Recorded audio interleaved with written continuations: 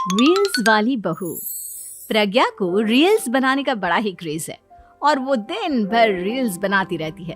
खाते पीते घूमते फिरते घर में कॉलेज में रील्स बनाने के कारण प्रज्ञा पूरे कॉलेज में हाईलाइटेड है। जहां उसकी रील्स सभी को पसंद आते हैं, वहीं मनीषा चिंता में डूबी रहती है। एक रोज जब खाते हुए प्रज्ञा रील्स बना रही होती है, तब मनीषा कहती है, 1 मिनट भी चैन नहीं है इस लड़की को। ये नहीं कि खाना तो आराम से खा ले, लेकिन नहीं, अरे थोड़ी देर रील्स नहीं बनाओगी तो आसमान नहीं टूट पड़ेगा। अरे मम्मी, इसी को तो कहते हैं डिटर्मिनेशन। तुम नहीं समझोगी ये सब। भगवान, इस लड़की को सद्बुद्धि दे। जब देखो तब टेढ़ा बाका मुंह बनाती रहती है। मनीषा की बात का प्रज्ञा पर जरा भी असर नहीं होता और वो खाते खाते रील्स बनाती रहती है। दिन बीतने लगते हैं और देखते देखते प्रज्ञा का कॉलेज भी खत्म हो जाता है। आए दिन कोई ना कोई मनीषा को प्रज्ञा की शादी करवाने का सुझाव दे जाता है। सब ठीक ही कहते हैं, प्रज्ञा की शादी कर देनी चाहिए। अपने घर के काम काज में व्यस्त हो जाएगी तो खुद ही ये रील्स और नाच गाना बंद हो जाएगा। मनीषा और प्रेम प्रज्ञा के लिए एक अच्छा लड़का ढूंढने लगते हैं और तभी विकी का रिश्ता प्रज्ञा के लिए आता है, जिसने प्रज्ञा को उसकी रील्स देखकर पसंद कर लिया था। अगले दिन विकी अपने माता पिता के साथ प्रज्ञा के घर पहुंच जाता है और प्रज्ञा साड़ी पहने हाथों में चाय की ट्रे लिए उनके सामने आती है। जब विकी को पसंद है तो हमें भी बहू पसंद है। बहन जी, आप बारात की तैयारी कीजिए। एक बार लड़का लड़की अकेले में बात कर ले तो अच्छा रहेगा। हाँ हाँ, क्यों नहीं। मनीषा विकी को प्रज्ञा के कमरे में भेजती है, जहां प्रज्ञा पहले से ही रील्स बना रही होती है। तभी विकी कहता है, आ गए आपके साजन जी। हमारे साथ ये रील्स कंप्लीट करती तो और भी अच्छा रहता। अच्छा जी, अब आ ही गए हैं तो बना ही लेती हूँ आपके साथ। दोनों मिलकर रील्स बनाते हैं। जब वी मीट और तुरंत पोस्ट भी कर देते हैं। फिर विकी कहता है, जब आप साड़ी में चाय लेकर आए तब मुझे लगा कि कहीं मैं गलत घर में तो नहीं आ गया। अब सही है। दोनों की शादी पक्की हो जाती है और शादी के दिन भी प्रज्ञा रील्स बनाने से चूकती नहीं। यहाँ तक कि बारात के समय भी नाचते हुए रील्स बनाती है। सभी लोग प्रज्ञा की तारीफ के पुल बांध देते हैं और प्रज्ञा नाचती गाती अपने ससुराल चली जाती है। सब कुछ अच्छा चल रहा होता है। प्रज्ञा यहाँ भी दिन भर हर चीज की रील्स बनाती रहती है। लेकिन कुछ दिनों के बाद जब सुनीता कहती है, बहू, ये रील्स के साथ साथ कुछ काम भी कर लिया करो। वैसे तुझे और क्या क्या बनाना आता है?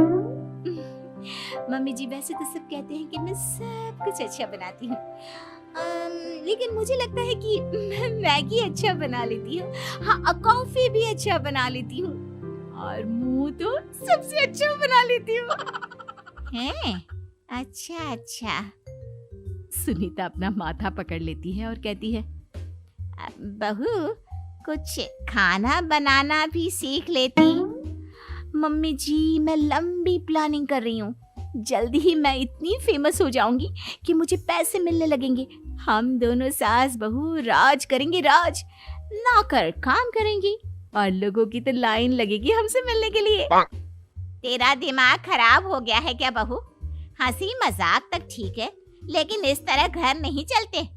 जितना जल्दी हो इस घर के तौर तरीकों को सीख लो। प्रज्ञा मुंह घुमाकर चली जाती है और तुरंत उसी वक्त एक रील बनाती है। ये देख सुनीता का गुस्सा 7वें आसमान पर चला जाता है और विकी के घर आती ही सुनीता उसे सब कुछ बताती है। विकी भी अब प्रज्ञा की इन हरकतों से परेशान हो जाता है। तुम टेंशन मत लो मम्मा, मैं देख लूंगा। विकी कमरे में जाता है तो देखता है कि प्रज्ञा रील्स बना रही है। विकी बड़े ही प्यार से प्रज्ञा से कहता है, प्रज्ञा, इन सब के लिए मैं तुम्हें मना नहीं कर रहा हूँ, लेकिन फिर भी हर वक्त तो ये अच्छा नहीं लगता ना। समझने की कोशिश करो, मुझे भी तुम्हारा थोड़ा वक्त चाहिए।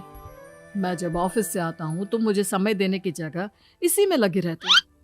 तुम ज्यादा ही सोच रहे हो। तुम भी मेरे साथ रील्स बनाओ ना, तुम्हें भी बहुत अच्छा लगेगा। तुम्हें इज्जत से कोई बात समझ में नहीं आती क्या?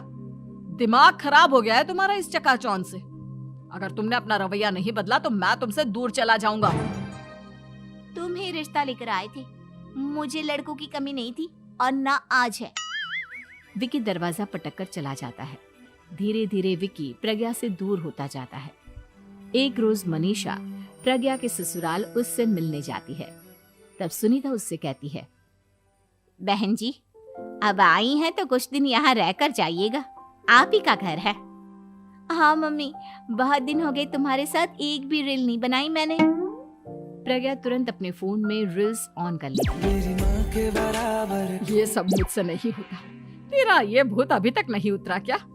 बहन जी, आप कुछ कहती नहीं क्या इसे? जब आप ही कुछ नहीं कर पाई तो मैं कर ही क्या सकती हूँ। सास तो वैसी ही बदनाम है। शाम को घर की लाइट चली जाती है और मनीषा प्रज्ञा से कहती है, मेरे घुटनों में बहुत दर्द हो रहा है, तू लाइट का कुछ इंतजाम करना बेटा। अच्छा, कैंडल जला देती हूँ मम्मा। प्रज्ञा गाते हुए कैंडल जलाती है और खिड़की के पर्दे के पास रख देती है। मनीषा, जिसे बहुत दर्द हो रहा है, वो सो जाती है और प्रज्ञा हमेशा की तरह अपने रील्स में लग जाती है। उधर कैंडल की वजह से पर्दा आग पकड़ लेता है और मनीषा के कमरे में आग लग जाती है। बचाओ, कोई है, बचाओ। सभी भागते हैं और विकी कमरे की आग बुझाने में लग जाता है, लेकिन तब तक मनीषा आधी जल चुकी थी। मनीषा की हालत देख प्रज्ञा रोने लगती है। विकी मनीषा को तुरंत हॉस्पिटल ले जाता है और उसे एडमिट कराता है। विकी प्रज्ञा से कहता है, देख लिया ना, तुम्हारे इस नाच गाने की वजह से आज तुम्हारी माँ की जान जाते जाते रह गई। अब पता नहीं तुम और क्या चाहती हो। उधर डॉक्टर कहते हैं, इनकी हालत बहुत नाजुक है, आधे से ज्यादा जल चुकी है। प्रज्ञा रोती हुई मंदिर में जाती है और भगवान के आगे जाकर कहती है, भगवान, मेरी माँ को ठीक कर दो। मैं कसम खाती हूँ, हाथ से ये रील्स बनाना छोड़ दूंगी। बस मुझे मेरी माँ वापस मिल जाए। 2 दिन बीत जाते हैं और मनीषा खतरे से बाहर आ जाती है। पेशेंट अब ठीक है, आप लोग उनसे मिल सकते हो। सब कोई मनीषा से मिलता है और प्रज्ञा सबके सामने अपना फोन तोड़ देती है। मुझे माफ कर दो मम्मा, मैंने तुम लोगों की बातों को नजरअंदाज किया। बेटा, कोई भी चीज जरूरत से ज्यादा खराब है।